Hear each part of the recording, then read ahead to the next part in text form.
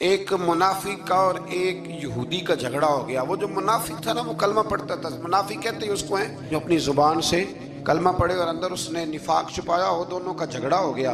नबी करीम अलैहिस्सलाम की बारगाह में हाजिर हुए तो हुजूर ने फैसला यहूदी के हक में दिया। वो ना कहने लगा जी मैं तो फैसला हजरत उमर से कराऊंगा। वो हजरत उमर फारूक के पास गए। जनाब उमर बात सुनने ही लगे थे कि वो यहूदी बोला, कहने लगा उमर एक बात का लिहाज कर लेना कि नबी करीम की बारगाह में ये बात पहले से तय हो चुकी है और हुजूर ने मेरे हक में फैसला दे दिया है। जनाब उमर फरमाने लगे बैठो फिर मैं अभी आया। हजरत उमर अंदर तशरीफ ले गए और तलवार लाए और तलवार उठाते ही उस मुनाफिक की गर्दन उतार दी। फरमाया जो मेरे नबी का फैसला ना माने, उमर की तलवार उसका फैसला कर दिया करती है। शोर हो गया, कलमा पढ़ने वाला मार दिया, मुसलमान मार दिया, वो तो कलमा पढ़ता था। जब बहुत शोर हुआ तो अल्लाह ताला ने कुरान मजीद की यह आयत नाजिल फरमाई। फरमाया महबूब कौन सा कलमा और कौन सा उसका ईमान? ईमान तो तब मुकम्मल होगा जब तेरे फैसले कबूल